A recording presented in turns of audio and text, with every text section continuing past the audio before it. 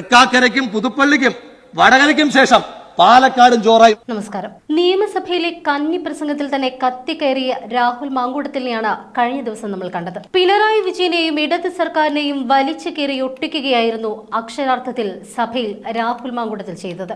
എന്നാൽ രാഹുലിന്റെ ചാട്ടുളി വാക്കുകൾ സഹിക്കാൻ വയ്യാതെ അവസാന ഭാഗം എത്തിയപ്പോഴേക്കും സ്പീക്കർ എൻ ഷംസീർ ഇടയിൽ കയറാൻ ശ്രമിക്കുകയായിരുന്നു. അപ്പോഴേക്കും രാഹുലിന് കവചം തീർത്തുകൊണ്ട് ചാണ്ടി ഉമ്മനും കൂട്ടരും ചാടി വീണു. നീ പറയടാ രാഹുൽ, ആരും നിന്നെ തടയില്ല. ഇങ്ങനെ പറഞ്ഞുകൊണ്ട് ചാണ്ടി ഉമ്മൻ ചാടി എണീക്കുകയായിരുന്നു. ചാണ്ടിക്കും രാഹുലിനും ഇടയിലെ പടലപ്പിണക്കങ്ങളുടെ കഥകൾ ഏറെ പുറത്തു വന്നുവെങ്കിലും അതിനൊക്കെ അവസാനം ഇപ്പോഴിതാ രാഹുലിനെ ചാണ്ടി ഉമ്മൻ ചേർത്ത് പിടിക്കുന്ന കാഴ്ചകൾക്കാണ് നിയമസഭ സാക്ഷ്യം വഹിച്ചത്. ആ ദൃശ്യങ്ങളിലേക്ക്. തൃക്കാക്കരയ്ക്കും പുതുപ്പള്ളിക്കും വടകരയ്ക്കും ശേഷം പാലക്കാടും ജോറായും. ഈ പാലക്കാട്ടെ പറ്റി പറയുമ്പോ ഒരു തുള്ളി വെള്ളത്തിന് പൊന്നും വില കൊടുക്കുന്ന, ഒരു തുള്ളി വെള്ളത്തിന് പൊന്നും വില കൊടുക്കുന്ന പാലക്കാടൻ ജനത, ആ പാലക്കാടൻ ജനതയ്ക്ക് അവിടെ ജലചൂഷണത്തിന് വേണ്ടി ഒയാസിസ് എന്ന് പറഞ്ഞൊരു കമ്പനിയെ പറഞ്ഞു വെച്ചിരിക്കുകയാണ് സാർ. ആ കമ്പനിയെ പറഞ്ഞു വെച്ചിരിക്കുന്നത് പാലക്കാട് തെരഞ്ഞെടുപ്പിന് ചെലവഴിച്ച പണത്തിന്റെ ഉപകാരസ്മരണയ്ക്ക് വേണ്ടിയിട്ടാണോ? മാനേജിംഗ് ഡയറക്ടർ കള്ളപ്പണ കേസിൽ പ്രതിയായിട്ടുള്ള, പഞ്ചാബ് സർക്കാർ നിരോധിച്ച ഡൽഹിയിൽ മദ്യഴിമതിയിൽ പങ്കാളിയായ ആ കമ്പനിയെ പറ്റി ഇറക്കിയിരിക്കുന്ന ഉത്തരവൊന്ന് വായിച്ചു നോക്കണം സാർ. ആ കമ്പനിയെ പറ്റി പാടിപ്പോറ്റുന്ന ശ്രീ എം പി രാജേഷിനെ കാണുമ്പോ ശ്രീ പിണറായി വിജയന് പൂവരണി നമ്പൂതിരി പോലെയാണ് ഒയാസിസ് എന്ന് പറയുന്ന കമ്പനിക്ക് ശ്രീ എം പി രാജേഷ് എന്ന് സൂചിപ്പിക്കുവാൻ ആഗ്രഹിക്കുകയാണ് സാർ. പറഞ്ഞത് ഒയാസിസിനെ കൊണ്ടുവന്ന ബ്രൂവറി തുടങ്ങുന്നത് കാർഷിക മേഖല മെച്ചപ്പെടുത്താൻ വേണ്ടിയിട്ടാണെന്ന്. അപ്പൊ ഇനിയും തൊട്ട് എന്താണ് സാർ, ഞങ്ങൾ പാലക്കാട് നെൽപ്പാടത്ത് വെള്ളത്തിന് വരെ കള്ളൊഴിച്ചാൽ മതിയോ സാർ?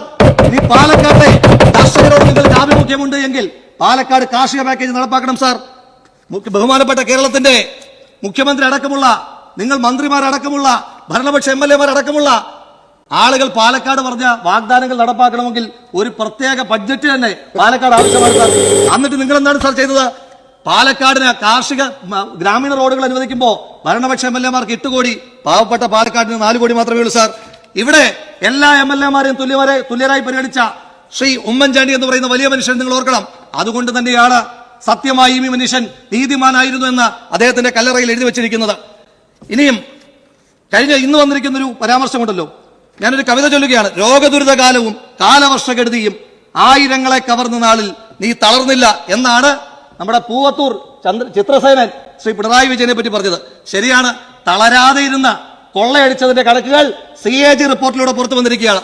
ബഹുമാനപ്പെട്ട മുഖ്യമന്ത്രി അദ്ദേഹത്തെ പറ്റി പാടിപ്പുകഴ്ത്തുവാൻ വേണ്ടി പൂവരണി നമ്പൂതിരിയും പൂവത്തൂർ സതീശനും ഒക്കെ, പൂവത്തൂർ ചിത്രസേനനും ഒക്കെ പറയുന്നത് അദ്ദേഹം കാറ്റിൽ പറക്കുന്ന കഴുകനാണ്, അദ്ദേഹം തീയിൽ പായുന്ന കുതിരയാണ്, അദ്ദേഹം പിന്നെ സൂര്യനാണ്, അദ്ദേഹം കനൽത്തരിയാണ്.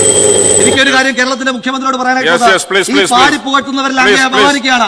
ഈ പാടിപ്പുകഴ്ത്തുന്ന ഒരാൾ പോലും അങ്ങൊരു മനുഷ്യനാണ് എന്ന് പറയുവാൻ തയ്യാറാകുന്നില്ല എന്നുള്ള കാര്യം അങ്ങനെയെങ്കിലും ഒന്ന് തിരിച്ചറിയണം എന്ന് മാത്രം സൂചിപ്പിച്ചുകൊണ്ട് പാലക്കാടിനോടടക്കം കാണിക്കുന്ന അവഗണന, ആ അവഗണന ഈ സർക്കാരിന്റെ നയമായി മാറ്റുമ്പോ ഈ നന്ദി പ്രമേയത്തെ ഞാൻ എതിർക്കുകയാണ്.